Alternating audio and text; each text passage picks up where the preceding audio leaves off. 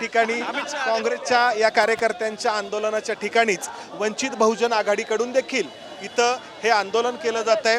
वंचितच्या कार्यकर्त्यांना देखील पोलिसांनी एका अर्थाने ठिकाणी बंदिस्त केलंय, बॅरिकेडिंग करण्यात आलेलं आहे।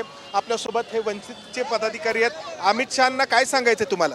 अमित शहांना एवढेच सांगायचे, दिल्ली येथील जंतर मंतरवर जे काही 150 मुलांवर मारहाण झालेली आहे, रक्तबंबाळ पोरं झाले, त्यांचे रक्ताचे हात हे अमित शहाचे माखलेले आहेत।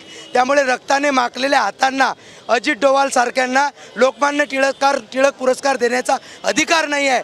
त्यामुळे अमित शहानी राजीनामा दिला पाहिजे। पुणे शहर हे संत तुकाराम महाराज, बाबासाहेब आंबेडकर, महात्मा ज्योतिबा फुले, सावित्रीबाई फुले यांच्या पदस्पर्शाने पावन झालेलं शहर आहे। या शहरामध्ये फिरण्याचा अधिकार अमित शहाला नाही आहे। त्यामुळे अमित शहाने गो बॅक झालं पाहिजे, गो बॅक झालं पाहिजे। त्यांना पुणे शहरात फिरण्याचा नैतिक अधिकार नाही आहे।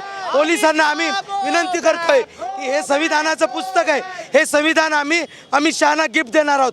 हे देण्याची परवानगी पोलिसांना मागतोय, पण पोलीस परवानगी देत नाही आहेत। 15 पोरांना फक्त परवानगी दिली, परंतु अनेक आमच्या कार्यकर्त्यांना पोलिसांनी डिटेन केलेलं आहे। किती जरी डिटेन केलं तरी ज्या ठिकाणी कार्यक्रम असेल त्या ठिकाणी वंचित बहुजन आघाडी जाऊन अमित शहाचा कार्यक्रम उधळल्याशिवाय राहणार नाही, हा इशारा मी या ठिकाणी देतोय।